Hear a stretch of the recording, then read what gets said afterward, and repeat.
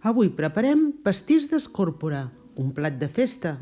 Us deixem la llista d'ingredients al final del vídeo, a la descripció i al nostre blog. Necessitem una escòrpora que faci entre 300 i 1,5 kg aproximadament. Una ceba, oli d'oliva, sal, pebre blanc, 6 ous, 250 grams de crema de llet, mig quilo de tomàquets madurs i una mica de mantega per untar el motlle. I per al fumet, els caps i les espines del peix, 2 grans d'all, un tros de ceba, una fulla de llor, oli, sal i aigua mineral o filtrada. L'escòrpora té unes espines molt punyeteres. Millor que us la preparin a la peixateria. Demaneu els lloms escatats i que us aguardin el cap i les espines. Comencem per al fumet. Agafem una olla, afegim un raig d'oli i hi posem les espines i el cap del peix. També hi posem un tros de ceba i un parell de grans d'all. Comencem a escalfar i quan veiem que el peix ja comença a aferrar-se al cul de l'olla, afegim aigua mineral fins que cobreixi el peix. També hi posem una fulla de llor. El deixem bullir durant 25 minuts, el deixem reposar una estona i el colem. El tornem a escalfar, hi posem els filets i els deixem escaldar un minut just.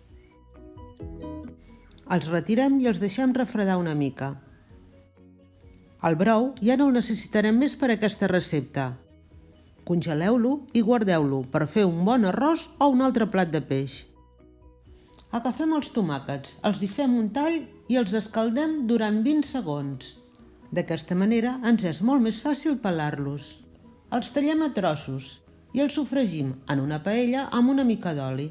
Afegim una cullera petita de sucre i sal al gust. Continuem sofregint fins que veiem que el tomàquet se separa de l'oli i el tindrem a punt.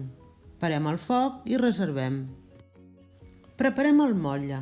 L'untem bé amb mantega i hi posem una tira de paper de forn tal com veieu a les imatges. Anirà bé per desemmotllar el pastís. Agafem els filets escaldats que ja estaran freds i els anem esmicolant amb cura retirant totes les espines. També aprofitarem la pell, que té un color rosat vermellós i donarà molt bon color al pastís.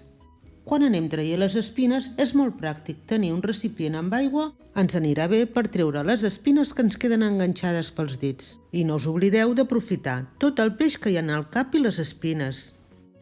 Ja ho tenim, ara ja podem començar a preparar el pastís. En un bol afegim els ous, remenem amb les varetes i incorporem la crema de llet. Seguidament hi afegim el peix i la salsa de tomàquet. Salpebrem, remenem bé i aboquem aquesta barreja al motlle. Enfornem el bany maria a 180 graus entre 45 i 50 minuts. Cada forn és diferent. Comproveu el punt de cocció amb un escuradents. El traiem del forn, el deixem refredar i el deixem reposar a la nevera unes hores. Si és pel migdia, el prepareu el dia de la vigília. És un peix boníssim, segur que us agradarà.